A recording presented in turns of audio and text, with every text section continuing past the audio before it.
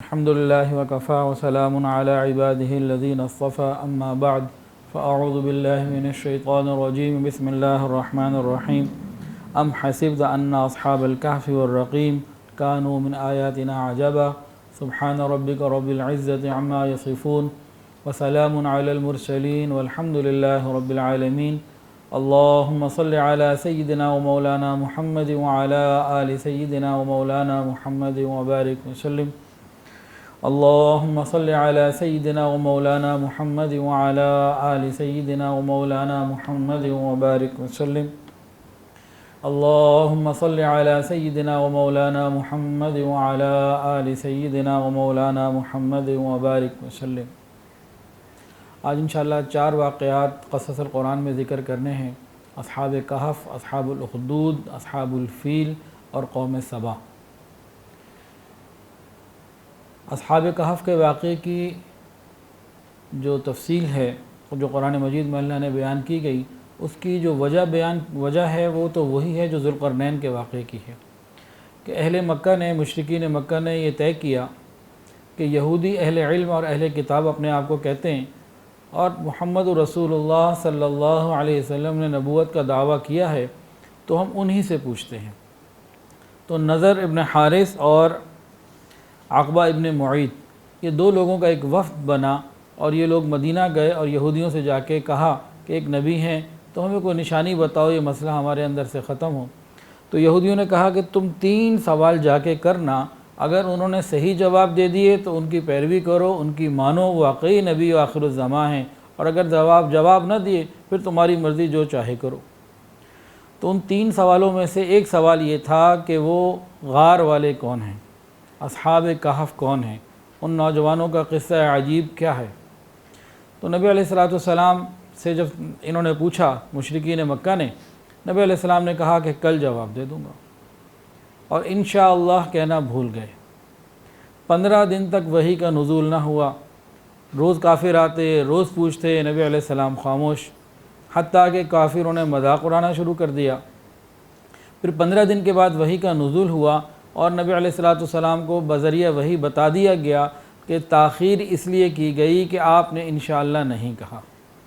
اللہ تعالیٰ مجھے بھی اس کی توفیق عطا فرمائے اور ہم سب کو اس کی توفیق عطا فرمائے کہ ہم آنے والے کل یا آئندہ کے کاموں کے بارے میں انشاءاللہ کہنے کی عادت اپنائیں۔ میری بھی اس کے اندر کچھ کمزوری ہے اور اللہ اس کو میری جو اصلاح کی توفیق عطا فرمائے۔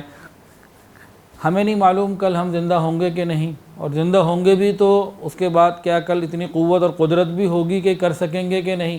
تو انشاءاللہ کہنا یہ اللہ کا حکم ہے، اور اس میں آسانی ہمیں یہ دے دی گئی کہ اگر اس وقت کوئی بندہ بالغلطی سے انشاءاللہ تعالیٰ کہنا بھول جائے تو جب یاد آ جائے تب کہہ دے، یہ بھی گنجائش بتا دی گئی۔ لیکن بات کرتے ہوئے انشاءاللہ العزیز انشاءاللہ تعالیٰ کہنا، یہ قرآن مجید کی تعلیمات ہیں، اللہ ہمیں اس کو سمجھ کر عمل کرنے کی توفیق عطا فرمائے۔ تو بہرحال جب وحی کا نزول ہوا اور اصحاب کہف کے بارے میں قرآن مجید کے اندر تفصیلات بتائی گئیں تو اللہ فرماتے ہیں ام حسبت ان اصحاب الکہف والرقیم کانوا من آیاتنا عجبا، کیا تم نے گمان کر لیا ہے کہ اصحاب کہف اور رقیم کا معاملہ ہماری نشانیوں میں سے کوئی عجیب نشانی ہے؟ اللہ بتانا یہ چاہ رہے ہیں کہ دیکھو تمہارے گمان کے مطابق یہ عجیب ہے، لیکن ہمارے یہاں تو اس سے اور بڑی بڑی باتیں ہیں۔ اس زمین آسمان کا پیدا کرنا، کچھ بھی نہ تھا سب کو پیدا کر دینا، انسان ہی نہ تھا اس کو عدم سے وجود دے دینا، اور موت کے بعد دوبارہ زندہ کر دینا، یہ اتنی بڑی بڑی باتیں ہیں کہ چند نوجوانوں کا ایک غار میں کچھ عرصے کے لیے سو جانا یہ تمہارے لیے عجیب ہوگا، اللہ کے لیے عجیب نہیں۔ اللہ کی قدرت میں تو اور بہت ساری باتیں ہیں۔ تو بہرحال اصحاب کہف کا واقعہ، اس کا علاقہ کون سا تھا، قرآن مجید نے ان معاملات میں کہ کون سی جگہ کہاں تھی، کون سا واقعہ کہاں ہوا، عام طور سے اس کو ذکر ہی نہیں کیا کہ وہ اس کا موضوع ہی نہیں ہے۔ قرآن مجید کا موضوع ہے نصیحت، عبرت، آخرت کی فکر۔ علاقہ کون سا تھا، شہر کون سا تھا اور زمانہ کون سا تھا، قرآن مجید ان باتوں کی طرف توجہ نہیں کرتا۔ تاہم تاریخ کے اندر جو باتیں موجود ہیں وہ یہ بتایا گیا ہے کہ 1 سے زیادہ غار کئی جگہوں پر ہیں، کہ حضرت عیسیٰ علیہ السلام کے بعد راہبوں میں کئی جگہ ایسا ہوا کہ ان کو اپنے ایمان کو بچانے کے لیے کہیں کسی غار میں چھپنا پڑا، تو کئی واقعات اس طرح کے ملتے ہیں۔ تاہم جو قرآن مجید میں واقعہ بیان ہوا یہ کون سے لوگ ہیں، ان کے بارے میں بعض علماء کا زیادہ خیال یہ ہے کہ اردن کے اندر جو پیٹرا، جس کو عربی میں بترا کہتے ہیں، انگلش میں پیٹرا کہتے ہیں، یہ وہ شہر ہے جہاں پہ یہ غار موجود ہے۔ ہوا کیا تھا، وہ جو بادشاہ تھا، بعض جگہ اس کا نام دقیانوس لکھا ہے، بہرحال جو بھی اس کا نام تھا، وہ مشرک تھا، بت پرست تھا۔ تو یہ لوگ کہیں میلے میں گئے ہوئے تھے، تو وہاں میلے میں کچھ نوجوانوں نے دیکھا کہ بھئی اپنی اپنی طرح کی لوگ عبادتیں کر رہے ہیں، اپنے ہاتھوں کے بنائے ہوئے بتوں کے سامنے سجدہ ریز ہو رہے ہیں۔ تو ان میں سے چند نوجوان جو ایک دوسرے سے واقف بھی نہ تھے، الگ الگ کر کے ایک جگہ جمع ہوتے گئے، ایک آیا، پھر دوسرا آیا، پھر تیسرا آیا، وہ چند نوجوان آ کے اکٹھے ہو گئے اور ایک ہی درخت کے نیچے جمع ہو گئے، اور ایک دوسرے سے خاموش بھی ہیں، بتا بھی نہیں سکتے میں آیا کیوں، ڈر بھی ہے کہ میں نے اپنے اس بات کا اظہار کر دیا کہ میں ان چیزوں کو پسند نہیں کرتا تو کوئی مسئلہ نہ کھڑا ہو جائے۔ بیٹھے ہوئے تھے تو کسی ایک نے کہا بھئی دیکھو، سب قوم کو چھوڑ کے ادھر ہم آگے جمع ہو گئے، ہم ادھر چند لوگ آ گئے، وجہ کیا ہے؟ تو ایک نے اپنی وجہ بتا دی، دوسرے نے کہا میں بھی اسی لیے آیا، تیسرے نے کہا میں بھی اسی لیے آیا۔ انہوں نے کہا چلو الحمدللہ، اللہ نے ہمیں توحید کی نعمت عطا کی تو ہم اللہ کی عبادت کرتے ہیں، اور اس سے اللہ نے ہمیں بچا لیا الحمدللہ۔ کرتے کرتے کچھ لوگوں کو جو ہے نا اطلاع ہو گئی، اور پھر وقت کے بادشاہ کو اطلاع دی گئی۔ وہ وقت کے بادشاہ کو جب اطلاع ملی تو وقت کے بادشاہ نے ان کو بلایا، سمجھایا کہ دیکھو تم میرے دین پر، اپنے دین پر، آباء و اجداد کے دین پر واپس آ جاؤ تو ٹھیک ہے، تم آسانی سے رہ سکتے ہو، ورنہ تمہیں دردناک سزا دوں گا۔ لیکن وہ شاہی خاندان کے بڑے لوگوں کے بچے تھے، تو اس نے کہا دیکھو کچھ وقت کے لیے تمہیں مہلت دے دی جاتی ہے، چند دن سوچ لو، دیکھ لو، تمہارے لیے آسانی ہو جائے گی، نہیں تو پھر تمہیں سزا دی جائے گی۔ ان لوگوں نے جب مہلت ملی ان کو، تو اس موقع کو بڑا غنیمت جانا اور آپس میں طے کیا کہ اس شہر کے اندر ہمارے لیے عبادت کرنا اور ایمان کی حفاظت کے ساتھ رہنا مشکل لگ رہا ہے، اب ہم اپنے ایمان کی حفاظت کے لیے اور ایک اللہ کی عبادت کے لیے فَأْوُوا إِلَى الْكَهْفِ، ہم کسی غار کی طرف چلتے ہیں، ہم نکلتے ہیں یہاں سے۔ تو یہ لوگ نکلے۔ اچھا، ان کو کہا جاتے ہیں اصحاب کہف۔ کہف کسے کہتے ہیں؟ دیکھیں دو لفظ ہوتے ہیں، ایک ہے غار اور دوسرا ہے کہف۔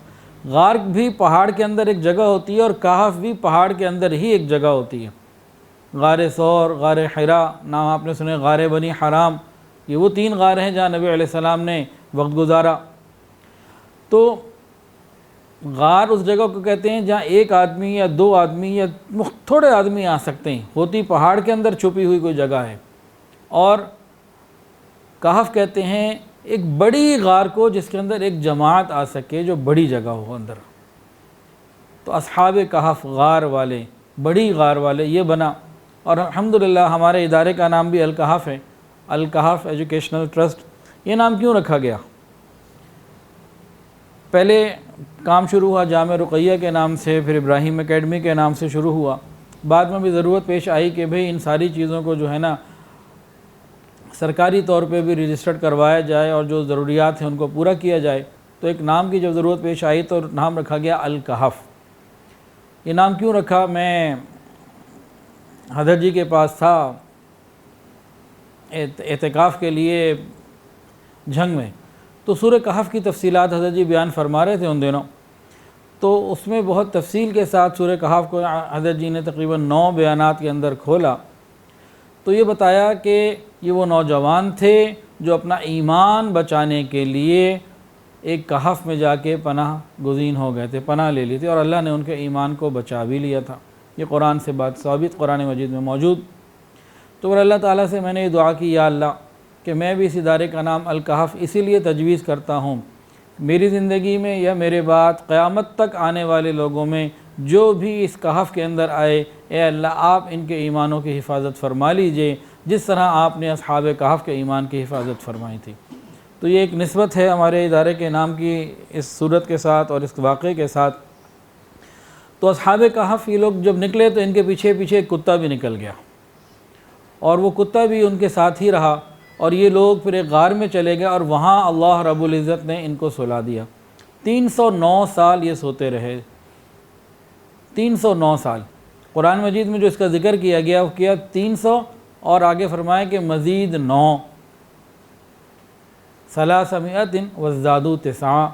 اس میں ایک عجیب حکمت بیان کی ہے، فرمایا کہ عیسائی اور یہودی یہ شمسی کیلنڈر کو استعمال کرتے ہیں تو اس کے دن زیادہ ہوتے ہیں، وہ 300 سال بنے، اور مسلمان قمری کیلنڈر کو استعمال کرتے ہیں تو ان کے 309 سال بن گئے. ایک حکمت یہ بھی لکھی. بہرحال اللہ بہتر جانتا ہے کہ حقیقت حال جو بھی ہے.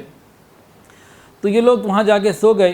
وہ غار ایسی تھی کہ جس میں یہ 309 سال سوتے رہے. نہ صبح دھوپ پڑتی نہ غروب کے وقت دھوپ پڑتی. وہ شرقاً اور غرباً نہیں تھا، وہ شمالاً اور جنوباً تھا. صبح غار کے اندر تیز دھوپ نہ پڑتی، ہاں دھوپ کے کچھ آثار روشنی آ جاتی، اور ہوادار تھا، ادھر دہانہ تھا، پیچھے ہوا کی جگہ تھی. تو یہ لوگ 309 سال تک سوتے رہے. قرآن مجید میں ان کی کیفیت یہ بیان کی گئی کہ اگر کوئی وہاں جا کے ان کو دیکھتا تو رعب کی وجہ سے باہر بھاگ پڑتا. وہ 309 سال سوتے رہے. اللہ تعالیٰ ان کو کروٹ بھی دیتا رہا، اور دیکھنے میں لگتا تھا کہ یہ جاگ رہے ہیں، یعنی کہ گہری نیند نہیں سوئے ہوئے.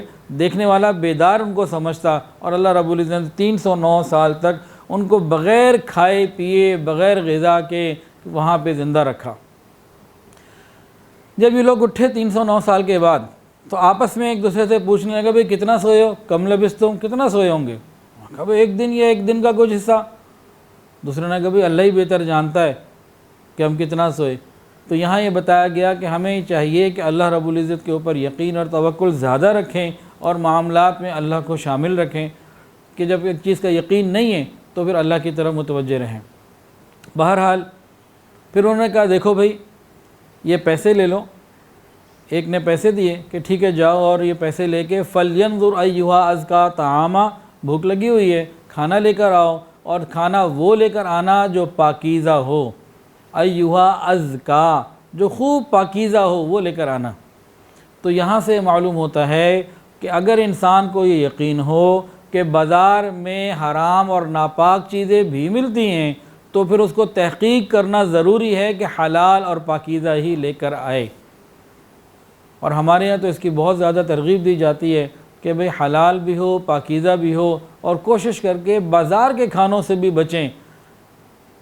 روحانیت کے اعتبار سے بھی، صحت کے اعتبار سے بھی، اکنومیکلی بھی، ہر اعتبار سے جتنا اس پہ تفصیل سے بات کر لی جائے، گھر کے کھانے بہرحال ہر اعتبار سے بہتر ہیں، اور باہر کے بازار کے کھانے ہر اعتبار سے نقصان دہ ہیں.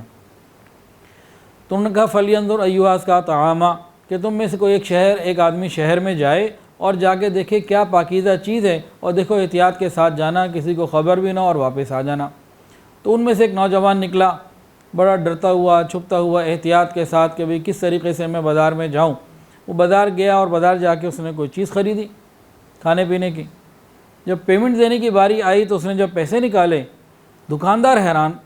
اس نے پیسے دیکھے، اس نے تو کہا یہ تو کئی 100 سال پرانا سکہ ہے، یہ تو آج کا سکہ ہی نہیں. تو اس نے سمجھا کہ بھئی آپ کو تو لگتا ہے کوئی خزانہ ہاتھ آ گیا، تفصیل بتاؤ. اللہ تعالیٰ اس معاملے کو کھولنا چاہتے تھے، اور وہ معاملہ کھل گیا. سب کے سامنے یہ بات آ گئی کہ یہ وہی لوگ ہیں جو کچھ 100 سال پہلے غائب ہو گئے تھے اور آج یہ سامنے آئے ہیں. اس زمانے میں ان لوگوں کے اندر ایک جھگڑا چل رہا تھا. مشرک بادشاہ ختم مر چکا تھا، دقیانوس یا جو بھی اس کا نام تھا. اب جو موجودہ بادشاہ تھا یہ صاحب ایمان تھا، اور یہ اللہ تعالیٰ سے مانگتا تھا یا اللہ یہ جو جھگڑا ہمارے اندر ہو رہا ہے، یہ جھگڑے کی کوئی فیصلے کی سبیل پیدا کر دے. اور بعض کتابوں میں لکھا ہے کہ اس نے ایک سادہ غریبانہ لباس پہنا، ٹاٹ کا لباس پہنا، اور اللہ کے سامنے عاجزی کے ساتھ رونے لگا، دعا کرنے لگا یا اللہ اس مسئلے کو حل کر دے. مسئلہ کیا تھا؟ قرآن سے بھی یہ ثابت ہے یہ بات کہ اس وقت یہ بات چل پڑی تھی. کچھ لوگ کہتے تھے کہ مرنے کے بعد زندہ ہونا یہ ممکن نہیں ہے. بندہ مر گیا، مٹی ہو گیا، اللہ خیر صلی اللہ ختم، اب قیامت کا دن اور دوبارہ کھڑا ہونا یہ نہیں ہو سکے گا. یہ ساری بات درمیان میں اختلاف کی وجہ بن رہی تھی. اور بادشاہ صحیح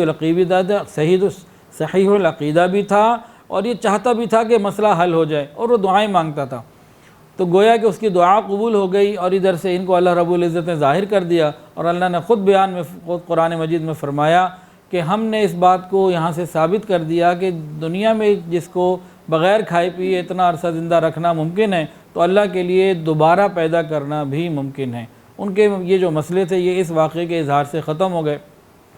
خیر بادشاہ کو پتہ لگا، اب یہ لوگ آئے اور اس غار میں پہنچے، غار والے ان کے ساتھ رہنا نہیں چاہتے تھے، بادشاہ یہ چاہتا تھا کہ بھئی یہ ہمارے ساتھ رہیں اور ہمیں ان سے فائدہ ہو، یہ اللہ کے مقرب بندے ہیں، لوگ بھی یہ چاہتے تھے، لیکن یہ لوگ نہیں رہنا چاہتے تھے اور وہیں اسی غار میں ان سب کا انتقال بھی ہو گیا۔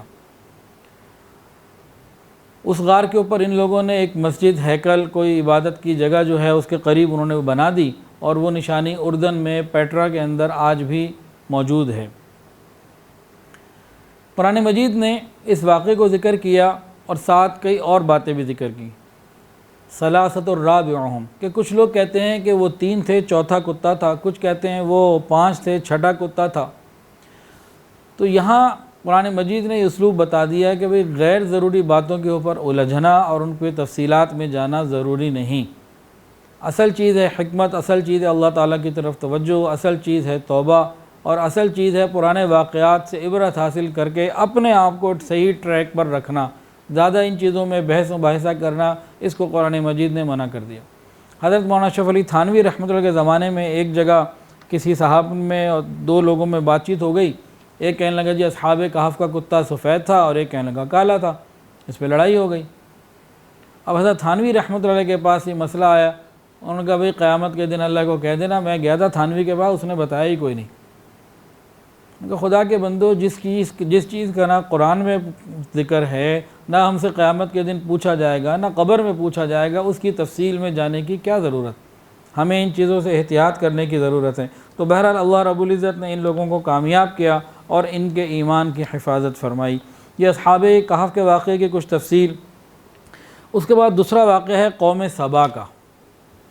لقد کان لسبأ فی مسکنہم آیہ جنتان عن یمین و شمال۔ قوم سبا یمن کے علاقے میں تھی۔ ملکہ سبا بلقیس جو تھی حضرت سلیمان علیہ السلام کے واقعے میں جن کا ذکر آیا، وہ بھی اسی قوم سے تھیں، اور اللہ رب العزت نے اور یہ قبیلہ، یہ جو قوم سبا قبیلہ ہے، یہ قحطانی قبائل کے اندر یہ آتا ہے، اور جنوبی یمن میں ان کا ٹھکانہ تھا، اور مآرب ان کا دارالحکومت تھا، کیپٹل سٹی کا نام تھا مآرب۔ اور اس جگہ نے اتنی ترقی کی کہ ان کے پاس اس زمانے کے اعتبار سے ہر نعمت موجود تھی۔ سونے چاندی کے ذخائر بھی لکھے ہیں، معدنیات کے ذخائر بھی لکھے ہیں، اور پھل اور میوے تو بے شمار ہوا کرتے تھے، دار چینی کے، روغن بلسان کے، اور خوشبوؤں کے درخت اور پھلوں کے درخت بے حساب ہوتے تھے، اور تجارت کے اندر بھی یہ بہت بڑے تھے۔ اس کے علاوہ یہ لوگ تعمیری کاموں میں بہت آگے تھے، بڑی بڑی عمارتیں بنایا کرتے تھے۔ ان کا ایک محل غمدان جو بہت ہی مشہور تھا، وہ 20 منزلیں تھیں، اس کے بہت سارے کمرے تھے، اور بیش قیمت اور قیمتی جواہرات اور آبگینے اس پہ لگائے گئے تھے، اور بڑے اس کے اور قیمتی جو ہے نا سامان سے اس کو آراستہ کیا گیا تھا۔ یہ قوم ایسی تھی کہ جن کے پاس تجارت بھی تھی، زراعت بھی تھی، اور بھی دوسرے وسائل تھے، اور بہت خوشی کے ساتھ یہ زندگی گزارا کرتے تھے۔ مالی اعتبار سے دنیا کے لوگ ان کے اوپر رش کیا کرتے تھے، ان کے پاس کوئی کمی نہیں ہوتی تھی، اور باغات اتنے تھے کہ کتابوں میں علماء نے، مفسرین نے لکھا، اگر کوئی عورت اپنے سر پر ٹوکری لے کے چلتی، خالی ٹوکری لے کے چلتی، پھل اس کو توڑنے نہ پڑتے، خود بخود گرنے والے پھلوں سے ٹوکری بھر جاتی تھی، اور پھر ٹوکری سے پھل گرنا شروع ہو جاتے تھے۔ اتنی کثرت کے ساتھ باغات، جنتان عن یمین و شمال، خوب کثرت کے ساتھ باغات تھے۔ ایک تو اس جگہ، پھر اس میں یہ ہوتا تھا کہ عرب کے اندر جو ریگستان ہوتے تھے نا، وہاں دریاؤں کا نظام اس طریقے سے نہیں ہے جیسے ہمارے ہاں پنجاب میں، پاکستان میں دریائیں۔ تو جو بارشیں آتی ہیں، کوئی سیلاب آتا، تو وہ پانی متعلقہ قریب ہی ریگستان میں جذب ہو کے ختم ہو جاتا، کام نہ آتا۔ تو ان لوگوں نے 2 پہاڑوں کے درمیان ایک بہت بڑی جو ہے نا وہ بہت بڑا ڈیم بنا لیا ہوا تھا، بہت بڑی چوڑی اس کی دیوار تھی، اونچی بھی تھی، اور اس کے اندر انہوں نے لوہے کے 3 بڑے گیٹ بنا لیے تھے، ایک اوپر، ایک درمیان میں اور ایک نیچے، اور جتنا پانی سیلابی آتا یا بارشوں کا آتا وہ اس میں جمع رہتا، اور وہ خوب پانی ہوتا، اور اس کے بالکل نیچے ایک تالاب ہوتا جس سے 12 نہریں جا رہی ہوتی تھیں، جو ان کے معارف کو اور ان کی کھیتوں کو اور ان کے باغات کو سیراب کر رہی ہوتی تھیں۔ اس پانی کے عظیم ذخیرے کی وجہ سے 12 مہینے 24 گھنٹے ہر وقت وہاں سرسبز و شادابی رہتی اور پانی کی کوئی کمی نہیں اور خوبصورت پانی. تو یہ ڈیم ان کے لیے بہت بڑی نعمت تھا. جب وہ پورا بھرا ہوتا تو صرف اوپر والا دروازہ کھول کے گیٹ کھول کے پانی کا اخراج کرتے رہتے. جب پانی کا لیول نیچے آ جاتا تو سینٹر والا دروازہ کھولتے, پانی کو اپنی ضرورت کے مطابق آگے لیتے رہتے. اور جب وہ بھی ختم ہو جاتا تو تیسرے کی جب باری آتی تو عام طور سے تیسرے کی باری آنے تک یا اس سے پہلے یا آنے کے بعد دوسرا سال آ چکا ہوتا, بارشوں کا موسم دوبارہ شروع ہو چکا ہوتا اور بارش کا اور ادھر ادھر سے آنے والا سیلابی پانی وہ دوبارہ اوپر بھر جاتا. یعنی کہ ان کو پانی کی کوئی کمی محسوس ہی نہ ہوتی تھی اور سرسبز و شاداب ان کے لیے علاقہ اور تجارت ان کی بہترین. ایک انعام تو ان پہ یہ تھا. دوسرا کیا تھا کہ ان کو اپنے تجارت کے سفر کے لیے اور کسی سفر کے لیے یمن سے جب شام جانا ہوتا تھا نا, دور دراز کا سفر تھا. اس دور دراز کے سفر میں اللہ رب العزت کی طرف سے ان لوگوں پہ یہ انعام ہوا کہ یہ جب گھر سے نکلتے تو عام طور سے انسان کو اگر پیدل جا رہا ہے, سواری پہ جا رہا ہے, تو 4 یا 6 گھنٹے کے بعد اگر کسی ضرورت ہے کسی جگہ پہ رکنے کی, کھانے پینے کی, تو ہر اس ضرورت کے مطابق ہر جگہ بستیاں موجود ہوتی اور وہاں پہ میوے بھی ہوتے, پانی بھی ہوتا, آرام کے لیے ان کے لیے ہوٹل جیسے بنے ہوتے ہیں وہ بھی بنے ہوتے, ہر چیز موجود ہوتی. گویا کہ جب وہ یمن سے نکل کے شام جانے لگتے, راستے میں انسانی طبیعت اور فطرت کے مطابق جہاں جہاں انسان رکنا چاہتا ہے وہ اس کو ہر جگہ ہر آدمی کو وہ چیز مل رہی ہوتی تھی. جیسے اپنے گھر میں نہ سفر کی کوئی تھکان, نہ کوئی پریشانی, نہ کوئی پانی کی کمی, نہ کوئی حفاظت کا خطر مسئلہ, نہ کوئی ڈاکو کی بات, اور امن بھی, سکون بھی, ہر طرح کی چیز. یہ لوگ یمن سے نکل کے شام تک پہنچتے اور اپنے کام کر کے واپس آتے تو واپسی بھی اسی طرح بہت آسانی کے ساتھ ہو جاتی تھی. باقی دنیا کے لوگ حیران ہوتے تھے کہ اللہ نے انہیں اتنی نعمتیں دی ہوئی ہیں کہ جہاں رہتے ہیں وہاں بھی یہ گویا کہ جنت میں رہ رہے ہیں, اور ان کا راستہ بھی اللہ رب العزت نے ایسا بنا دیا کہ بادشاہوں کی طرح, شہزادوں کی طرح آنا جانا کوئی پریشانی ہی نہیں. اس طریقے سے ان کا یہ ایک سلسلہ تھا. اللہ رب العزت نے ان کے اوپر انبیاء بھی بھیجے.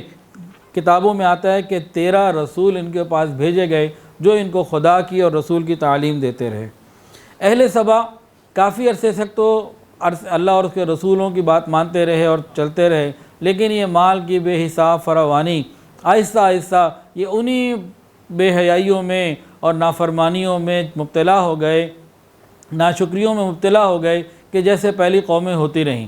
یہ اسی ٹریک پر آ گئے اور اپنی پچھلی باتوں سے انہوں نے پچھلی امتوں کے واقعات سے فائدہ نہ اٹھایا اور انبیاء کی تعلیمات سے فائدہ نہ اٹھایا. یہ لوگ سرکشی میں بیٹھ گئے, حتیٰ کہ نہ صرف یہ کہ توحید کو برے اعمال کو اختیار کیا, اچھے اعمال کو چھوڑا, بلکہ توحید کو بھی چھوڑ دیا. اب یہ شرک کے اندر, کفر کے اندر مبتلا ہو گئے. جب یہ معاملہ ہوا تو پھر اللہ رب العزت کی طرف سے بھی پھر ان کے اوپر 2 قسم کا عذاب آیا. نعمتیں بھی 2 تھیں, عذاب بھی 2 قسم کا آئے. 2 نعمتیں کون سی؟ جس شہر میں تھے بلدۃ طیبہ و رب غفور, اور جب یہ جاتے تھے جنتان عن یمین و شمال, ان کے لیے آسانیاں ہی آسانیاں تھیں. لیکن جب انہوں نے نافرمانی کی پھر کیا ہوا؟ اللہ رب العزت نے جو ان کا ڈیم تھا اسی کو ختم کر دیا, اسی کو توڑ دیا گیا اور ایک عذاب کی کیفیت بنی. عذاب ہی آیا اور فوری طور پر پانی نے ان کے ہر چیز کو ختم کر کے رکھ دیا. پوری قوم ڈوب گئی اور جو باغات تھے اور جو ان کے کھیت تھے ہر چیز ختم ہو گئی. اور جب وقت کے ساتھ ساتھ پانی اترا تو اللہ فرماتے ہیں وَبَدَّلْنَاهُمْ بِجَنَّتَيْهِمْ جَنَّتَيْنِ, کہ ہم نے ان کے باغات کو دوسرے باغات سے بدل دیا. پہلے باغات میں پسندیدہ میوے تھے, پھل تھے, خوبصورتی تھی, خوشبوئیں تھیں, اور اس کے بعد جب بعد میں بدلا تو جھاڑ جھنکار اور بیری کے وہ جنگلی درخت کے جس میں نہ کوئی ذائقہ, اور پیلو کے درخت اور اس قسم کے کڑوے درخت آ گئے جن میں کانٹے بھی تھے اور انسان کے لیے اتنے زیادہ مفید بھی نہ تھے, اور بد ذائقہ چیزیں ان کے ساتھ آ گئیں. یہ کیا ہوا؟ یہ ان کی نافرمانی کا بدلہ تھا. قرآن مجید نے یہی فرمایا فَأَعْرَضُوا فَأَرْسَلْنَا عَلَيْهِمْ سَيْلَ الْعَرِمِ وَبَدَّلْنَاهُمْ بِجَنَّتَيْهِمْ جَنَّتَيْنِ ذَوَاتَيْ أُكُلٍ خَمْطٍ وَأَصْلٍ وَشَيْءٍ مِّن سِدْرٍ قَلِيلٍ ذَلِكَ جَزَيْنَاهُمْ بِمَا كَفَرُوا وَهَلْ نُجَازِي إِلَّا الْكَفُورَ.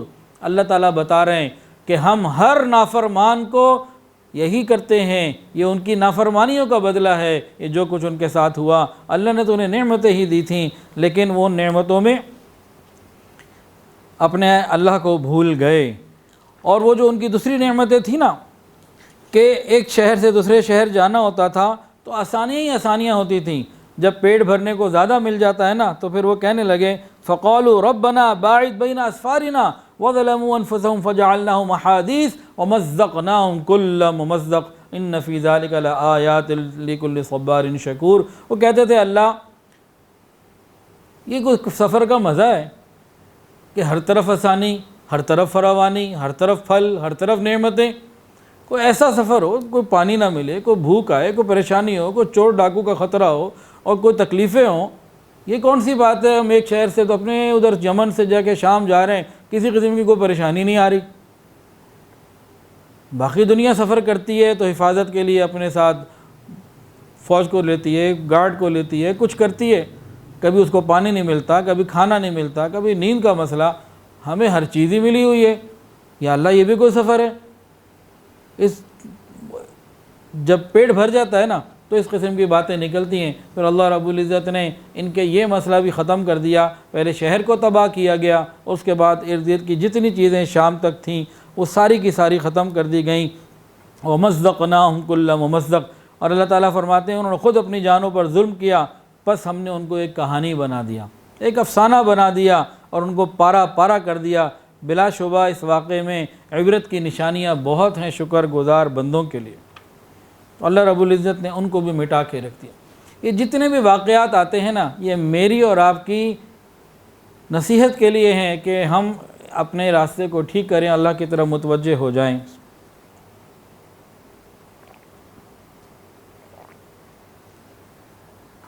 قرآن مجید میں ان واقعات کو اس امت کو سنانے کا مقصد کیا ہے؟ کہ ہم بھی جب نعمتیں موجود ہوں تو اللہ کا شکر ادا کرنے والے بنیں اور نافرمانیوں میں نہ بنیں، نافرمانوں میں سے نہ بنیں، یہی بتانا مقصود ہے۔ قرآن مجید نے نصیحت کے لیے عام طور سے 4 طریقے اختیار فرمائے ہیں۔ 4 طریقے علماء کے لیے ایک بہت خوبصورت نقطہ ہے۔ قرآن مجید میں نصیحت کے لیے 4 نقطے ہیں، 4 طریقے ہیں۔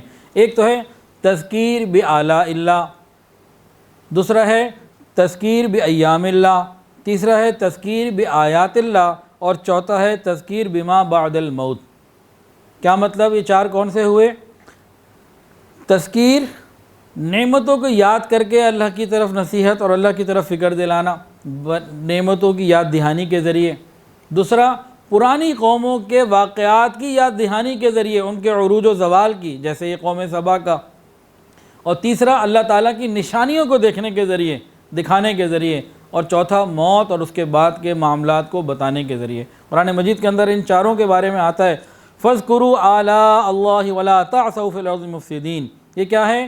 تذکیر بآلاء اللہ، اللہ تعالیٰ کی نعمتوں کو یاد کر کے اللہ کو یاد کرانا۔ اللہ فرماتے ہیں کہ میری دی ہوئی نعمتوں کو یاد تو کرو اور زمین کے اوپر فساد نہ مچاؤ، میرے بن کے رہو۔ اور تذکیر بایام اللہ، کہ اب قرآن کے اندر آتا ہے وَذَكِّرْهُمْ بِأَيَّامِ اللَّهِ وَذَكِّرْهُمْ بِأَيَّامِ اللَّهِ، اور اے پیغمبر ان کو نصیحت کیجئے کہ قوموں کے عروج و زوال کی تاریخ کو ذہن میں رکھے کہ جس کو عروج ملا تو کیوں ملا، جس کو زوال ملا تو کیوں ملا۔ یہ ہے تذکیر بایام اللہ۔ اور تیسرا ہے تذکیر بآیات اللہ، یعنی اللہ تعالیٰ کی جو قدرت کی بے شمار نشانیاں ہیں، جن میں معجزات بھی شامل ہیں، انبیاء کے ہاتھوں سے ہوئے وقت کے انبیاء کے مختلف واقعات ہیں۔ اور آج بھی اگر ہم دیکھیں یہ زمین آسمان، یہ ستاروں کا آنا، یہ سورج کا چلے جانا، ہواؤں کا آنا چلے جانا، موسموں کا بدلنا، یہ دریاؤں کا بہنا، اور یہ کھیتوں کے اندر سے فصلوں کا نکلنا، 2 درخت انسان لگاتا ہے، ایک سے پھل ملتا ہے ایک سے نہیں ملتا، تو بہت ساری قدرت کی ایسی نشانیاں ہمارے ارد گرد موجود ہیں۔ اس کے ذریعے بھی انسان عبرت حاصل کر سکتا ہے اور اللہ کو یاد کر سکتا ہے۔ قرآن میں اللہ فرماتے ہیں وَكَأَيٍّ مِّنْ آيَةٍ فِي السَّمَاوَاتِ وَالْأَرْضِ يَمُرُّونَ عَلَيْهَا وَهُمْ عَنْهَا مُعْرِضُونَ، اور زمین آسمان میں خدا کی بہت ساری نشانیاں ہیں، آیات ہیں، جن پر لوگ توجہ ہی نہیں کرتے، ایسے ہی گزر جاتے ہیں اور ذرا پرواہ نہیں کرتے۔ اور چوتھی چیز ہے تذکیر بما بعد الموت، یعنی دوزخ، قیامت، برزخ، قبر اور موت کے بعد زندہ ہونے کے جتنے حالات ہیں ان سے بھی انسان ڈرتا ہے اور ٹھیک ہو جاتا ہے، ٹریک ٹھیک ہو جاتا ہے۔ فذکر بالقرآن من یخاف وعید، بس قرآن کے ذریعے نصیحت حاصل کرو، نصیحت کرو اس شخص کو جو خدا کی وعید یعنی موت کے بعد کے حالات سے ڈرتا ہے۔ تو یہ 4 انداز ہیں قرآن مجید کے۔ تیسرا واقعہ آج بیان کرنا ہے اصحاب الاخدود۔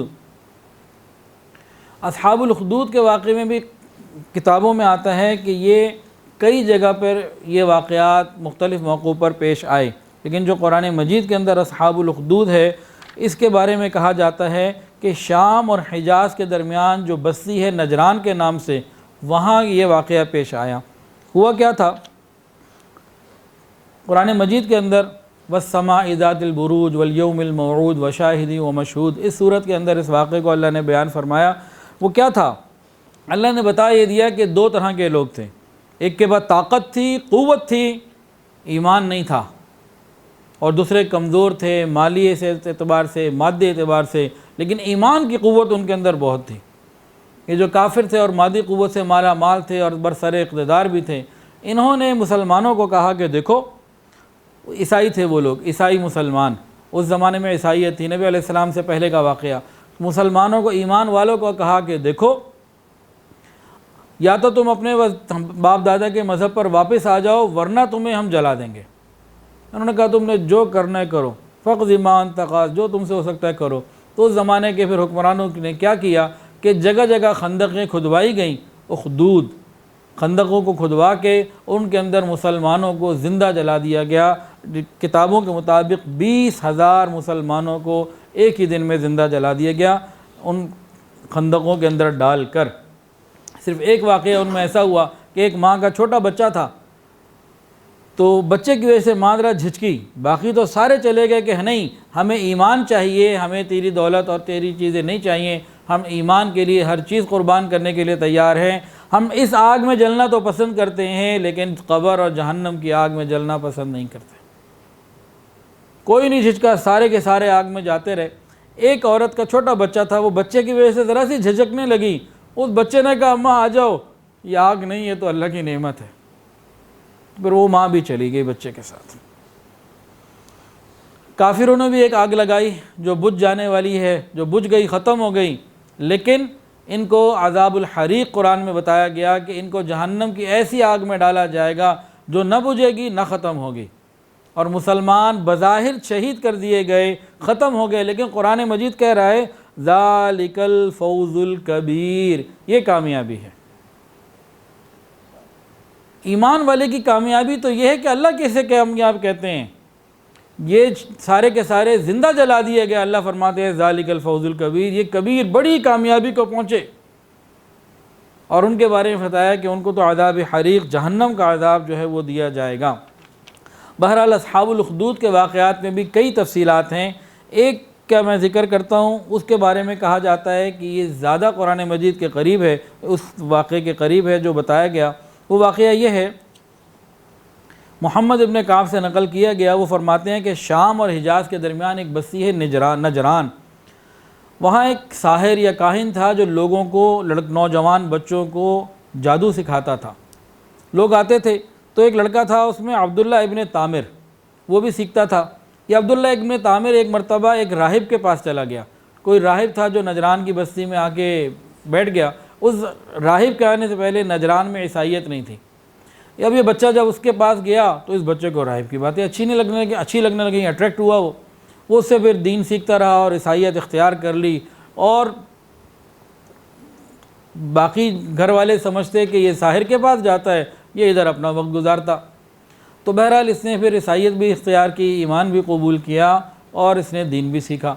اب اس کے دل میں خیال آتا تھا، یہ عبداللہ ابن طامر اپنے عیسائی استاد راہب کو کہتا تھا مجھے اسم اعظم بتائیں۔ وہ کہتے تھے بھئی تم سنبھال نہیں سکو گے، تم سے برداشت نہیں ہو سکے گا، تو وہ ٹال دیتے تھے، یہ اصرار کرتا رہتا تھا۔ وقت گزرتا چلا گیا، عبداللہ ابن طامر نے سوچا کہ لگتا ہے کہ یہ مجھے راہب نے کبھی نہیں بتانا، تو اس نے اپنی طرف سے ایک فیصلہ کیا۔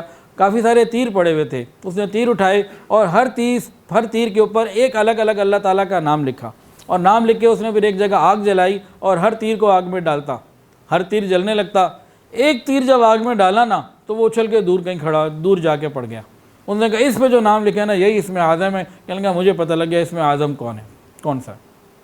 وہ راہب کے پاس آیا اور آ کے کہا کہ جناب دیکھیں مجھے تو اس طرح سے پتہ لگ گیا. تو راہب نے کہا کہ دیکھو تمہیں اور پر ہو سکتا ہے کہ کوئی آزمائش آئے اور تم اس پہ ثابت قدم نہ رہ سکو. بہرحال اگر کوئی آزمائش آئے تو تمہیں ثابت قدم رہنا ہے. اس نے کہا جی ٹھیک ہے. اب اس کو اسم اعظم کا پتہ لگ گیا. اچھا لوگوں کے اندر تو یہ تھا کہ بھئی کاہنوں کے پاس جانا اور جادوگروں کے پاس جانا, تو اس نوجوان کے پاس بھی لوگ آتے, کوئی بیمار آتا, کوئی نابینا آتا, کوئی کچھ آتا, تو یہ لوگوں کو کہتا, توحید کی دعوت دیتا, ان کو کلمہ پڑھاتا اور ساتھ ساتھ ان کے لیے دعا کرتا تو وہ ٹھیک ہو جاتے. تو کبھی کوئی اندھا آتا, کبھی کوئی آتا. تو ایک مرتبہ یہ خبر نجران کے بادشاہ تک پہنچ گئی. اس نے اس لڑکے کو بلا لیا کہ تم کیا کر رہے ہو, میری مملکت میں فساد مچایا ہوا ہے. تو اس نے اس نوجوان نے کہا کہ تم مجھے نہیں مار سکتے. کہا میں کیوں نہیں مار سکتا. اس نے اپنے لوگوں کو حکم دیا, سرکاری لوگوں کو, پہاڑی کی چوٹی پہ لے جاؤ اور وہاں سے جا کے نیچے دھکا دے دو. اب سرکاری لوگ جو پولیس تھی وہ پہاڑی کی چوٹی پہ لے گئی اور وہاں جا کے یہ تھوڑی دیر میں واپس آ گیا اور وہ لوگ ختم ہو گئے. اس کو بڑا غصہ آیا. اس نے اب دوسری ٹیم کو حکم دیا کہ جا کے دریا میں غرق کر دو. اب یہ دریا میں گئے, اس نے پھر اللہ کی طرف رجوع کیا. جو غرق کرنے گئے تھے وہ غرق ہو گئے, واپس آ گیا. اب بادشاہ کو بڑا غصہ چڑھا کہ میں کیا کروں. اس نے کہا دیکھو بھائی تم مجھے نہیں مار سکتے, مجھے مارنا چاہتے ہو تو ایک صورت میں ہی تمہیں بتاتا ہوں, وہ یہ ہے کہ تم میرے اوپر اللہ تعالیٰ کے نام کے ساتھ حملہ کرو, تیر چلاؤ یا جو بھی, اللہ کے نام کے ساتھ تلوار چلاؤ, میں شہید ہو جاؤں گا. اس کو اور کچھ سمجھ میں نہ آیا, اس نے اسی پر عمل کیا. جیسے ہی اس نے اس پر عمل کیا اور ساری عوام کو پتہ لگ گیا کہ یہ بادشاہ کی تو کسی بات کے قابو میں نہ آیا, جو اس نے کہا بادشاہ نے وہ کیا, تبھی یہ مرا. تو ساری کی ساری عوام اس وقت فوری طور پر مسلمان ہو گئی, عیسائیت کو اختیار کر لیا. یہ واقعہ جب پتہ لگا, یہ تو نجران میں ہوا تھا, تو وہاں سے قریب ایک بادشاہ تھا, اس کا نام تھا ذو نواس. یہ یہودی بادشاہ تھا. اس کو جو معلوم ہوا تو اس نے یہاں حملہ کیا, اور حملہ کرنے کے بعد اس نے ان تمام عیسائیوں کو جمع کیا. انہوں نے کہا دیکھو جو واپس اپنے دین پر آئے گا اس کو چھوڑ دیں گے, جو نہیں آئے گا اس کو ان آگ میں جلنا پڑے گا. خندق آگ کی جلائیں اور سارے کے سارے لوگوں کو اس نے جلا دیا. اس طریقے سے تقریباً 20,000 کے قریب لوگوں نے اس دن شہادت پائی اور اللہ رب العزت کے ہاں ایک مقام پایا اور کامیابی ملی. یہ ذو نواس جو تھا یہ یمن کا بادشاہ تھا.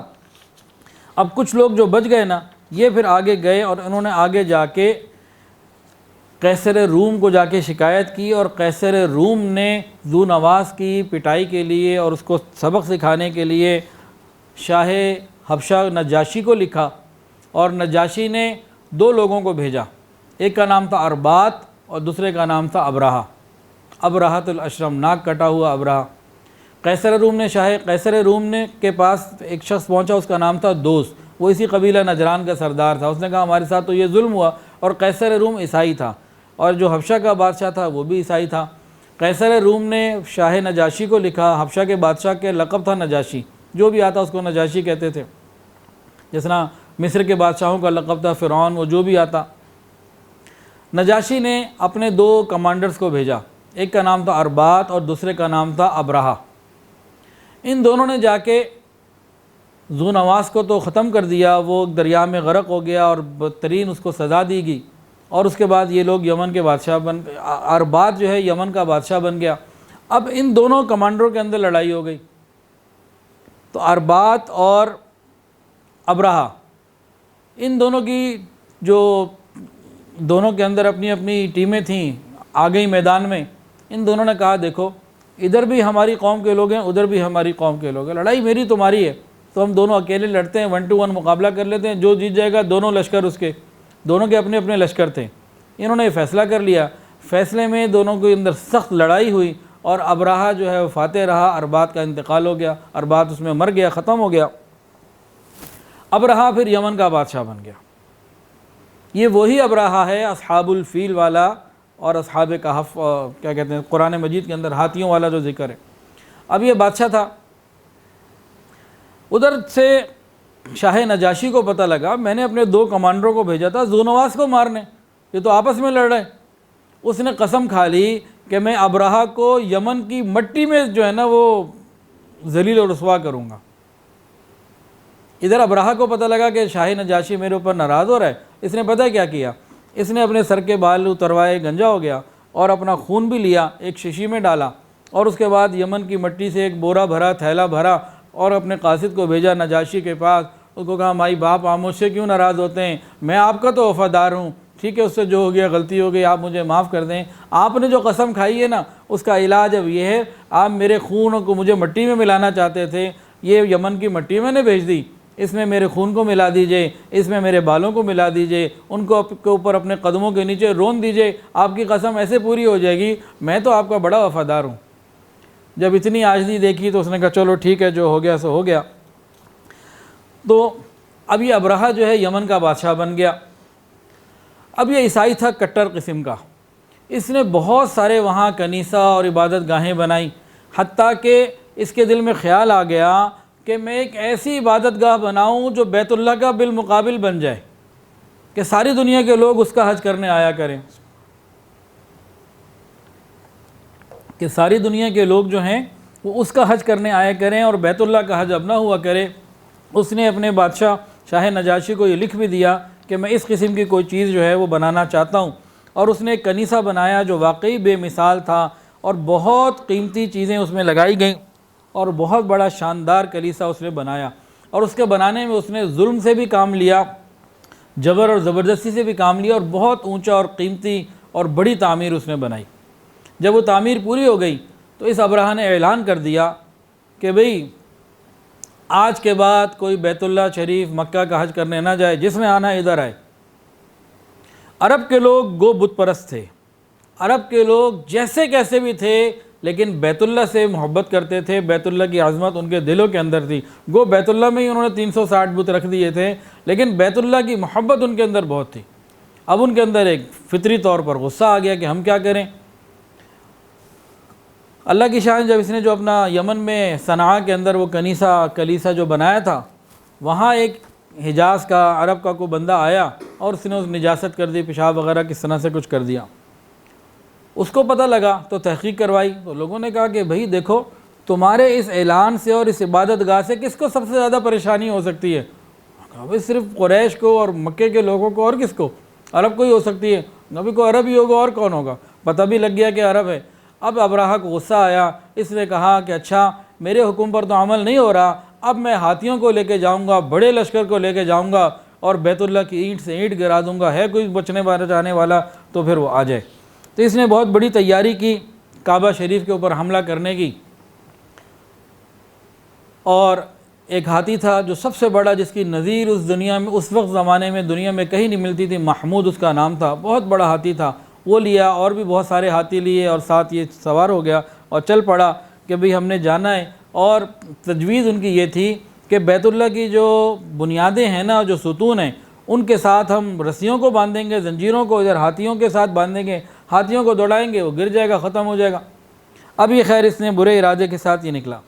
جیسے ہی عرب میں یہ خبر پھیلی نا تو سارا عرب اس کا دشمن ہو گیا، اور ایک شخص تھا عربوں میں ذو نفر، وہ جگہ جگہ قبیلوں کے پاس جاتا، کہتا کہ بیت اللہ کو بچانے کے لیے اس نیک کام میں میری مدد کرو۔ تو اس نے بہت سارے قبائل فوری طور پر جمع کر لیے، اور جب یہ یمن سے آگے آیا ابرہہ تو وہاں مقابلے کے لیے ذو نفر کو پایا، جنگ ہوئی اور ذو نفر ہار گیا اور شکست ہو گئی، اور ذو نفر کو گرفتار کر لیا گیا۔ پہلے تو ابرہہ نے سوچا کہ اس کو قتل کیا جائے، لیکن اس نے سوچا کہ نہیں، ابھی راستے کی بھی معلومات ہمیں لینی ہوگی، کوئی کام آئے گا، روک لیا۔ اب یہ جب شکست ہو گئی تو یہ آگے چلے، تو آگے قبیلہ تھا خثعم۔ جب یہ وہاں پہنچا تو ان لوگوں نے بھی تیاری کی ہوئی تھی، اور اس قبیلے کے سردار نفیل ابن حبیب نے اپنے پورے قبیلے کے ساتھ بہترین جنگ کی، لیکن یہ بھی شکست کھا گیا، اور ابرہہ نے نفیل ابن حبیب کو بھی قتل کر لیا، قید کر لیا۔ یہ دونوں قید ہو گئے۔ ابرہہ آگے بڑھا، اب یہ طائف پہنچا۔ طائف میں بنو ثقیف آباد تھے، وہ سن چکے تھے کہ پیچھے 2 جنگیں ہو چکی ہیں اور دونوں میں ابرہہ کامیاب ہو گیا۔ تو یہ آئے کہنے لگے دیکھو بھئی ہمارے ہاں ایک بیت اللات ہے، ان کا بت کا نام تھا لات، جیسے لات، منات، عزا، تو ہمارے بت کا نام ہے لات، اور اس کا جو عبادت گاہ ہے بیت اللات اسے کہتے ہیں۔ اگر تمہیں اس سے کوئی مسئلہ نہیں ہے اس کو مت چھیڑو، ہم تمہیں نہیں چھیڑتے، تم جہاں جانا ہے جاؤ۔ اور ان لوگوں نے ایک شخص ابو رغال اس کو ساتھ بھیجا کہ ٹھیک ہے یہ تمہیں راستہ بتائے گا، مکے تک تمہیں لے جائے گا۔ اللہ کی چاند جب اس بنو رغال کا انتقال ہوا نا تو اہل مکہ بنو رغال کی قبر پہ جا کے پتھر مارتے تھے کہ یہ وہ بدبخت ہے جو ابرہہ کو بیت اللہ کا راستہ بتانے کے لیے سوار ہوا تھا، ساتھ آیا تھا۔ اب خیر یہ لوگ آگے آ گئے اور مکہ کے باہر قریب ایک جگہ پہنچ گئے، اور وہاں ان کا ایک سردار تھا جناتا۔ اب ابرہہ نے اس کو حکم دیا، وہ مکہ کے سرداروں کے اور مکہ کے جو لوگوں کے وہاں مال مویشی چل رہے تھے ان کو گرفتار کر کے پکڑ کے لے گیا۔ اس میں حضور پاک صلی اللہ علیہ وسلم کے دادا عبد المطلب کے بھی 200 اونٹ تھے۔ اس کے بعد ابرہہ نے اپنا ایک قاصد بھیجا مکہ کی طرف، اور اس کو پیغام دیا جاؤ مکہ کے سرداروں سے جا کے ملو اور کہو کہ بھئی ہم صرف بیت اللہ کو گرانے آئے ہیں، تمہاری ہماری نہ کوئی لڑائی نہ دشمنی، میں آؤں گا بیت اللہ کو گراؤں گا اور چلا جاؤں گا، تم میرا راستہ نہ روکو، اگر تم نے روکا تو پھر تمہارا عبرتناک حشر میں کروں گا۔ اب یہ جب اس کا قاصد یہاں پہنچا اور جس سے بھی ملتا وہ ہر آدمی کہتا کہ بھئی آپ تو عبد المطلب سے ملیں۔ بہرحال عبد المطلب سے جب ملاقات ہوئی تو عبد المطلب نے کہا کہ بھئی میری ملاقات تو کرواؤ، اور لڑنے کی ہمارے اندر قوت کوئی نہیں ہے، اور یہ جس کا گھر ہے وہ جانے اور تم جانو، ہم تو کچھ نہیں کرتے۔ انہوں نے کہا بھئی آپ آئے ہو ملاقات کریں۔ عبد المطلب نبی علیہ السلام کے دادا ہیں، قریش کے سردار ہیں، خوبصورت ہیں، وجی ہیں، اور ایک وقار ہے، ایک قد و قامت ہے، ایک شان تھی آپ کی۔ ابرہہ نے جیسے ہی آپ کو دیکھا تو اپنے تخت سے نیچے اترا، آپ کا استقبال کیا، اپنے ساتھ جہاں وہ خود بیٹھا وہیں ساتھ بٹھایا، اور بہت عزت کے ساتھ ان کی پرسنالٹی سے جو ہے متاثر ہو کے بات کرنے لگا۔ اور آخر میں اس نے کہا کہ دیکھیں آپ کو معلوم ہے میں کیوں آیا ہوں؟ کہ جی مجھے معلوم ہے۔ بھئی آپ کیوں آئے؟ کہ جی میں تو اس لیے آیا ہوں میرے 200 اونٹ آپ لوگوں نے پکڑ لیے، مجھے دے دیں، ہمارے جو جانور آپ نے پکڑے ہیں واپس دے دیں۔ ابرہہ نے کہا میں تو آپ کو بڑا سمجھدار سمجھتا تھا، میں بیت اللہ گرانے آیا ہوں، اب اس کی بات نہیں کرتے، اپنے 200 اونٹ کی بات کرتے ہیں۔ عبد المطلب نے فرمایا یہ 200 اونٹ میرے ہیں، ان کا مالک میں ہوں، میں انہی کی بات کروں گا۔ اس رب کا بھی ایک مالک ہے، اس گھر کا بھی ایک رب ہے، اس کا بھی ایک مالک ہے، وہ جانے تم جانو، ہمارے اندر اتنی قوت نہیں کہ تمہارا مقابلہ کر سکیں۔ میں اونٹوں کا مالک ہوں، میں اونٹوں کا سوال کر رہا ہوں، اس گھر کا جو مالک ہے وہ اپنی حفاظت اپنے گھر کی کرنا خوب جانتا ہے۔ میں نے کہا تو میں نہیں جانتا وہ مالک کون ہے، تم اپنے اونٹ لو اور جاؤ، ہاں حملہ کر رہے ہیں۔ اب ابو طالب کے ساتھ بعض روایتوں میں ہے کہ مکے کے کچھ سردار بھی تھے، انہوں نے کہا کہ دیکھو تم حملہ نہ کرو، ہم ہر سال آپ کو اتنا خراج دے دیا کریں گے، اتنا آپ کو پہنچاتے رہیں گے، آپ واپس جاؤں گے۔ کہا نا میں نے تو گرانا ہے، مجھے کچھ نہیں چاہیے، مال پیسہ میرے پاس بڑا۔ اللہ کی شان، ابو طالب اور یہ لوگ واپس آ گئے، اور واپس مکے کے لوگ انتظار میں تھے۔ ابو طالب نے کہا کہ دیکھو بھئی ہمارے اندر تو اتنی قوت نہیں ہے کہ ان کا مقابلہ کر سکیں، قریب کے پہاڑوں پہ چلے جاؤ، انہوں نے آنا ہے، اب وہ کیا ہوگا اب اللہ جانے اور اللہ کا کام جانے، اللہ کا گھر ہے۔ اس کے بعد کتابوں میں لکھا ہے کہ ابو طالب بیت اللہ آئے، بیت اللہ شریف کی چابی کو پکڑ کر، کنجی کو پکڑ کر بیت اللہ شریف کے دروازے کے قریب آ کر اللہ تعالیٰ سے خوب گڑ گڑا کے دعائیں مانگی، اے اللہ ہم تو کچھ نہیں کر سکتے، کمزور ہیں، محتاج ہیں، ہمارے اندر اتنی قوت اور قدرت نہیں ہے، اللہ تو ہی اب اپنے گھر کی حفاظت فرما۔ انہوں نے خوب دعائیں کیں۔ اب اگلا دن جب آیا تو ابرہہ نے تیاری کی کہ اب بیت اللہ شریف پر حملہ کرنا ہے، اور محمود جو ہاتھی تھا اس کو تیار کیا گیا۔ تو نفیل ابن حبیب جن کو راستے میں گرفتار کیا گیا تھا نا، یہ آگے آئے، اور محمود جو ہاتھی تھا اس کے کان میں آ کے کہا محمود امامک بیت اللہ، محمود تیرے سامنے بیت اللہ ہے، واپس پلٹ جا، لوٹ جا۔ جیسے ہی اس کے کان میں، اس جانور کے کان میں یہ آواز گئی کہ آگے اللہ کا گھر ہے، اس نے پھر مکے کا رخ نہیں لیا، ادھر جاتا ادھر جاتا، پیچھے جاتا، جو سائز سے بڑی کوشش کی، جدھر چلاؤ پیچھے چلاؤ چلتا ہے، دائیں چلاؤ چلتا ہے، بائیں چلاؤ چلتا ہے، آگے سیدھا نہیں جاتا۔ اب اس کی آنکھوں میں انہوں نے وہ جو آنکڑا مارتے تھے سب کچھ کر کے دیکھ لیا، اس ہاتھی نے ایک قدم مکے کی طرف اس لفظ کے سننے کے بعد نہیں بڑھایا۔ اس نشانی وہ کوششوں میں تھے کہ کسی طرح یہ چل پڑے، وہ نہ چلا۔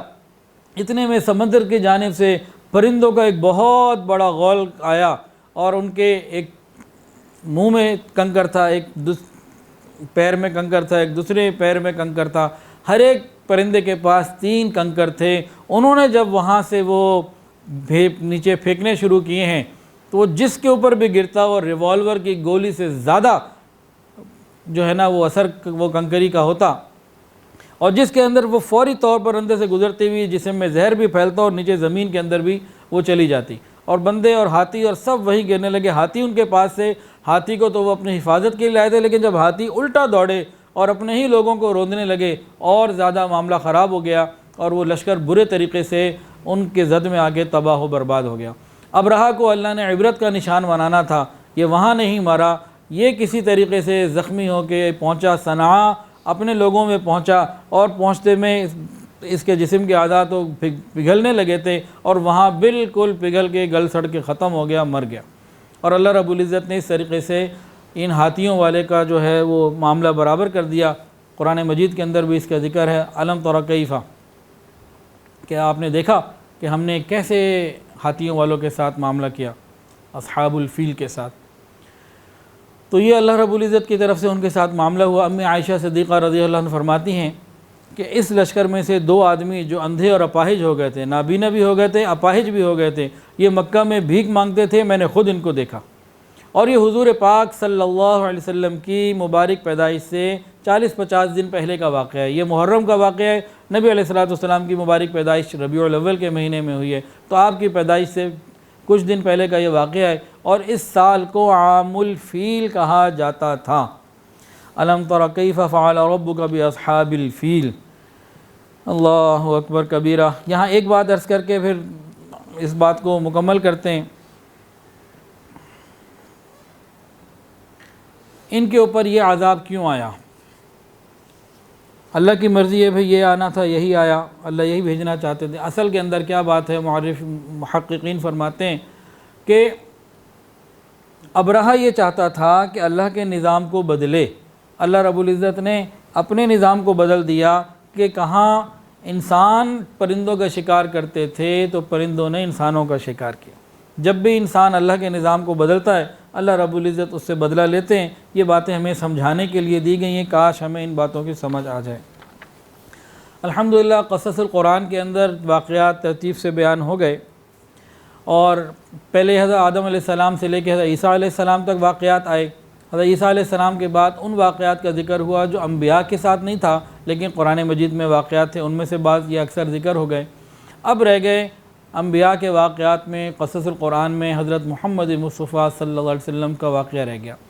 تو سیرت کے تو واقعات تفصیل اور ترتیب کے ساتھ چل ہی رہے ہیں، لیکن اس میں سوچا یہ ہے، مشورہ یہ ہوا کہ قصص القرآن سیریز کو نبی علیہ السلام کے ذکر کے ساتھ ہی پورا کیا جائے، اور آپ کی جو 63 سالہ زندگی ہے ان کو تقریباً 2 نشستوں میں ان کا خلاصہ جو ہے وہ بتا دیا جائے، اور ترتیب تو وہ الگ چل ہی رہی ہے۔ تو ایک تو یہ ہوگا انشاءاللہ۔ دوسری بات، افتتاح بخاری شریف، الحمدللہ آنے والی پیر، ایک تو کل پیر ہے نا، کل والی نہیں، 21 ستمبر کو جو پیر آ رہی ہے انشاءاللہ، حضرت جی تشریف لا رہے ہیں، پیر حافظ ذوالفقار احمد نقشبندی دامت برکاتہ العالیہ، مین روڈ پر ہی ہال ہے، لی گرینڈ شیلے۔ تو 2:45 بجے سے لے کے 4 بجے تک کا وقت ہے، اور افتتاح بخاری شریف کی یہ قبولیت دعاؤں والی تقریب ہے، صحبت اہل اللہ بھی ہے، بخاری شریف کی نسبت بھی ہے، علم دین کی نسبت بھی ہے، تو اس میں مردوں کے لیے عورتوں کے لیے مکمل اہتمام ہے۔ تو بھئی کوشش کر کے خود بھی آئیں اور زیادہ سے زیادہ لوگوں کو لے کر آئیں۔ 21 ستمبر کو 2:45 بجے سے لے کے 4 بجے تک انشاءاللہ العزیز یہ پروگرام ہوگا، 14A1 پیکو روڈ لاہور۔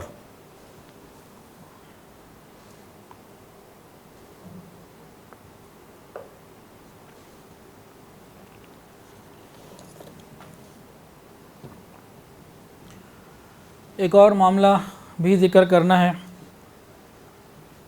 قرآن مجید کے اندر آتا ہے انما جزاء الذین یحاربون اللہ ورسولہ ویسعون فی الارض فسادا ان یقتلوا او یصلبوا او تقطع ایدیہم وارجلہم من خلاف او ینفوا من الارض۔ ان آیات میں بتایا یہ گیا ہے کہ جو لوگ اللہ اور اس کے رسول سے لڑائی کرتے ہیں اور زمین میں فساد مچاتے ہیں، ان کی سزا یہ ہے کہ انہیں قتل کر دیا جائے، یا سولی چڑھا دیا جائے، یا ان کے ہاتھ پاؤں مخالف سمتوں سے کاٹ لیے جائیں، یا انہیں زمین سے دور کر دیا جائے۔ یہ دنیا میں ان کی رسوائی ہے، اور آخرت میں بھی ان کے لیے زبردست عذاب ہے۔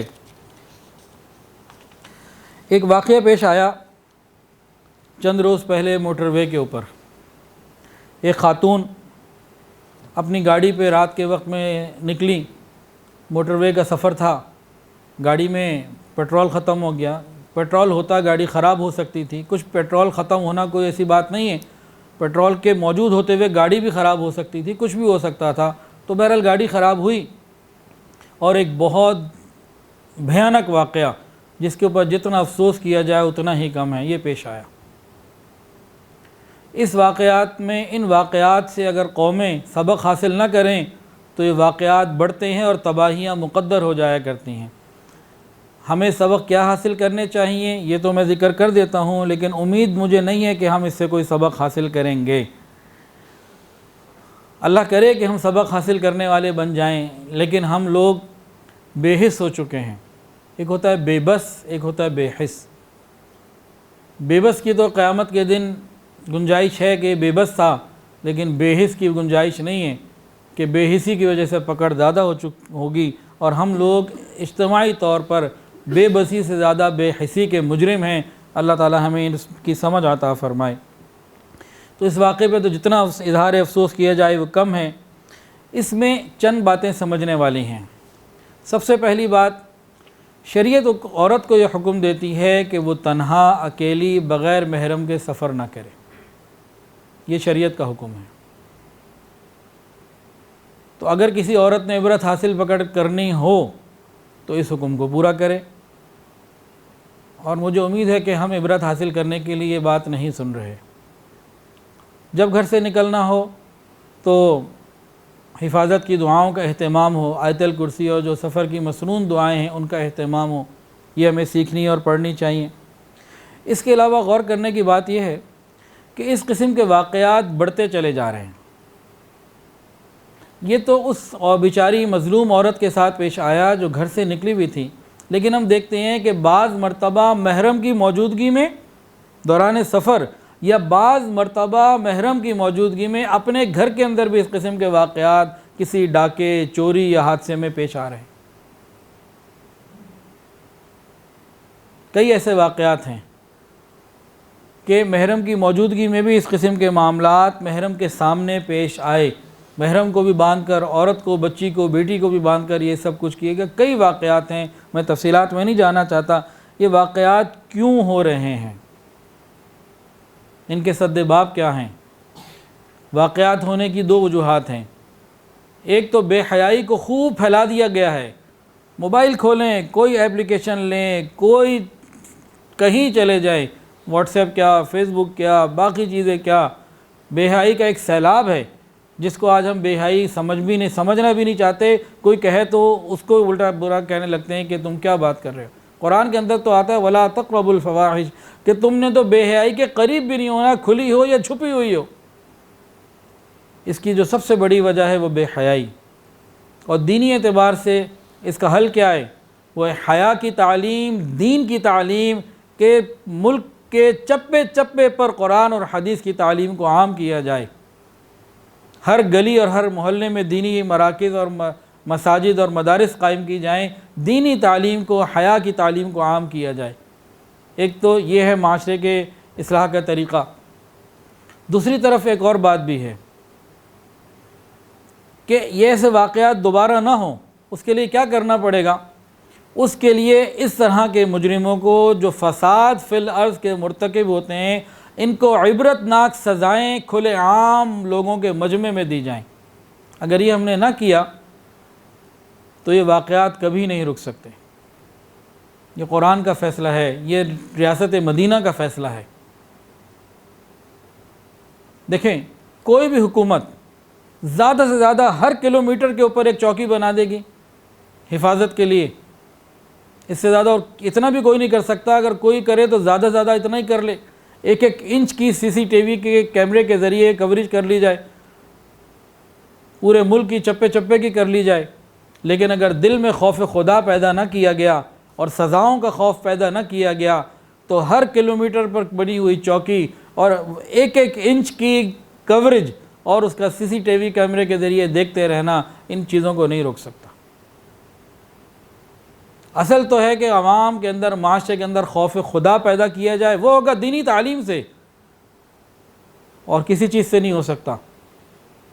کہ قیامت کے دن اور قبر کا خوف اور اللہ کے سامنے پیشی کا خوف یہ پیدا کیا جائے تو معاشرے کے اندر حیا پیدا ہوگی اور جرائم سے روک پیدا ہوگی۔ اور ساتھ ہی ساتھ دوسرا کام کیا ہو کہ جو ایسے لوگ ہوتے ہیں جو فساد فی الارض کے مرتکب ہوتے ہیں، ان کو علی الاعلان عبرتناک سزائیں دی جائیں۔ یہ قرآن اور ریاست مدینہ کے فیصلے ہیں۔ نبی علیہ السلام کی مبارک زندگی میں ہوا۔ پاکستان میں بھی ایک مثال موجود ہے، فیصل آباد میں جب جنرل ضیاء الحق نے یہ کیا، ایک مجرم کو اس طرح سزا دی گئی، کتنے برس تک لوگ اس کی وجہ سے ٹھیک رہے۔ کچھ لوگ باتوں سے نہیں مانتے، وہ لاتوں سے مانتے ہیں۔ تو دینی تعلیم بھی ضروری اور دینی سزائیں بھی ضروری، پھر یہ معاملات حل ہوتے ہیں۔ چند لوگوں کو اس طرح سزا دے دی جائے تو پورا ملک سکون میں آ سکتا ہے۔ اور یہ بھی یاد رکھیے کہ شریعت اسلام میں حدود صرف 5 چیزوں کے اوپر ہے۔ وہ کون سا ہے؟ چوری، ڈاکہ، زنا، تہمت زنا اور شراب۔ یہ 5 چیزیں ہیں جن کے اوپر اللہ کی طرف سے بنایا ہوا قانون ہے، جس میں کوئی شخص، کوئی حکمران، کوئی مولوی، کوئی عالم، کوئی شیخ، کوئی بھی اس میں تبدیلی کر ہی نہیں سکتا۔ وہ اللہ کی طرف سے دیے ہوئے فیصلے، اس میں تبدیلی کا کسی کے پاس کوئی اختیار اللہ نے رکھا ہی نہیں۔ یہ تو صرف زنا نہیں، زنا بالجبر بھی ہے۔ اور ان واقعات کی روک تھام کے لیے ایک تو دینی تعلیم کی، خوف خدا کی ضرورت ہے، اور دوسری بات ایسے لوگوں کو شدید ترین سزائیں دینے کی ضرورت ہے۔ اللہ کرے ان باتوں کے اوپر ہم توجہ کے ساتھ عمل والے بنیں تو انشاءاللہ آگے معاملہ آسان ہو جائے گا، ورنہ اس قسم کے واقعات، وہ موٹر وے ہو یا کسی کے گھر میں ہو یا کہیں بھی ہو، یہ پیش آتے رہیں گے اگر ہم نے اس واقعے سے عبرت حاصل نہ کی۔ جس طرح اور بے شمار واقعات ہم پاکستانیوں کی عادت ہے بھولتے چلے جاتے ہیں، یہ بھی چند دنوں میں بھول جائیں گے اور پھر اب کسی اور جگہ پہ رہیں گے۔ اللہ تعالی ہمیں صحیح سمجھ عطا فرمائے، اور اس ملک کو جس مقصد کے لیے حاصل کیا گیا تھا وہ مقصد ہمیں پورا کرنے کی توفیق عطا فرمائے۔ صحابہ کرام کی عظمت، صحابہ کرام کی محبت، یہ ہمارے ایمان کا حصہ ہے۔ ایک ایک صحابی ہمارے لیے قابل قدر ہے، ان کا نام معلوم ہو نہ ہو۔ اللہ تعالی ہمیں تمام معاملات کو شریعت کی روشنی میں انجام دینے کی توفیق عطا فرمائے۔ وآخر دعوانا ان الحمد للہ رب العالمین۔